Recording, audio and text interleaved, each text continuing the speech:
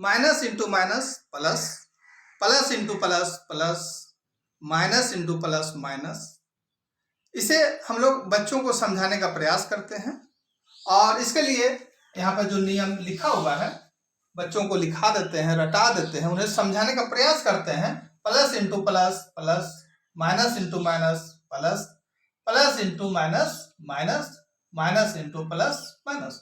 बच्चे याद भी कर लेते हैं और उसके आधार पर वे गुणनफल भी कर लेते हैं कि +2 इंटू +2 बराबर +4 4, -2 इंटू -2 इक्वल टू +4। यानी वो कुछ समय के लिए सही सही कर लेते हैं, लेकिन क्या वो हकीकत में समझ पाते हैं?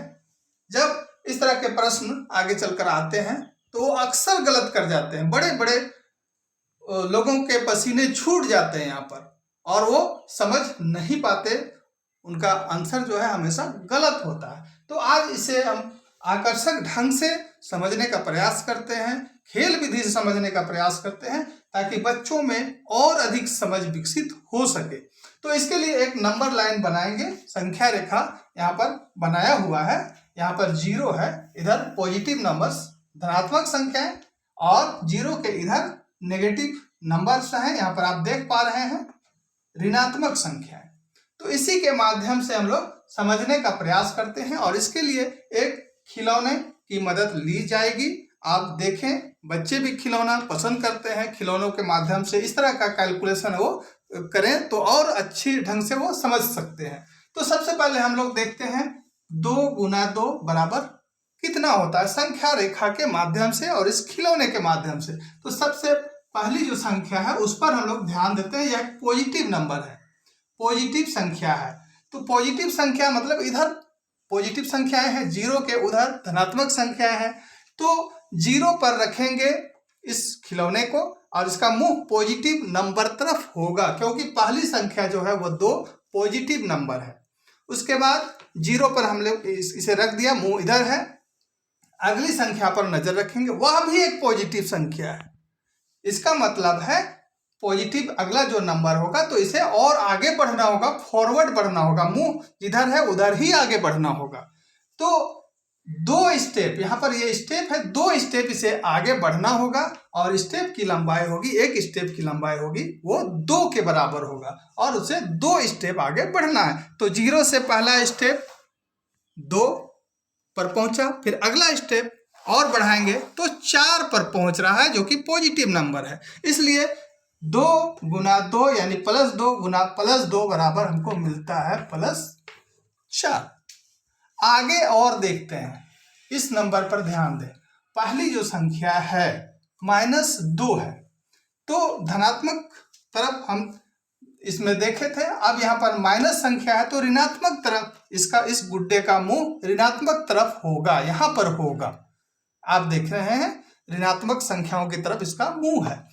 तो फिर आगे जो बढ़ते हैं तो वह भी एक ऋणात्मक संख्या है। तो ऋणात्मक जब संख्या अगली वाली होगी तो उसे फॉरवर्ड नहीं बढ़ के बैकवर्ड जाना होगा, पीछे की ओर जाना होगा। तो 2 स्टेप उसे पीछे की ओर जाना होगा और स्टेप की लंबाई यहाँ पर भी 2 ही है। तो 0 से एक स्टेप पीछे गए तो यहाँ पर पहुंचे, एक और स्टेप पीछे जा रहे हैं तो यहाँ पर पहुंचते हैं। तो यहाँ पर फिर से हमको +4 मिलता है, +4 मिलता है।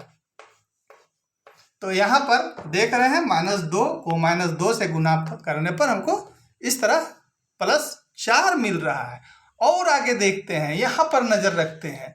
पहली संख्या पॉजिटिव और दूसरी संख्या नेगेटिव है। तो सबसे पहले पहली संख्या पर ध्यान देंगे, पॉजिटिव संख्या है इसलिए इस खिलौने का मुंह पॉजिटिव तरफ होगा। यहाँ पर 0 पर रख रहे हैं और इसका मुंह जो है वो पॉजिटिव तरफ है। लेकिन आगे की जो संख्या है वो नेगेटिव है, इसलिए यहाँ पॉजिटिव तरफ इसका मुंह तो होगा लेकिन वह पीछे जाएगा, क्योंकि अगली संख्या जो है वो नेगेटिव है, इसलिए वो बैकवर्ड जाएगा, 2 स्टेप बैकवर्ड जाएगा और बैकवर्ड जाने पर एक स्टेप की लंबाई 2 के बराबर है। तो यहाँ से वो पीछे जाएगा, 2 में पहुंचा, फिर यहाँ से एक स्टेप और पीछे गया तो -4 में पहुंच रहा है। तो इस तरह यहाँ पर +2 को -2 से गुना करने पर हमको 4 मिल रहा है, -4 मिल रहा है, यहाँ पर आप देख रहे हैं। और इसी तरह हम आगे और बढ़ते हैं। यहाँ पर देखते हैं पहली संख्या नेगेटिव है और दूसरी संख्या पॉजिटिव है। तो यहाँ पर फिर से पहली संख्या पे ध्यान रखना है, नेगेटिव संख्या है, इसलिए इस खिलौने का मुंह नेगेटिव तरफ होगा। लेकिन अगला संख्या जो है वो पॉजिटिव है। यहाँ पर देख रहे हैं पॉजिटिव, इसका मतलब है कि वो आगे की ओर बढ़ेगा। और एक स्टेप की लंबाई 2, लेकिन वो 2 स्टेप आगे बढ़ाएगा।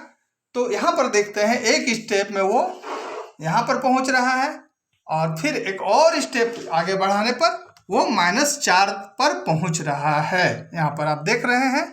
तो यहाँ पर भी हमको -4 प्राप्त हो रहा है। तो इस तरह से बच्चों को अगर हम समझाने का प्रयास करें तो बच्चे खेल खेल में इस तरह का गणित को बना सकते हैं, समझ सकते हैं, और संख्या रेखा की समझ भी उन्हें अच्छे ढंग से विकसित उनके मन में हो सकती है। तो आप समझ गए होंगे। धन्यवाद।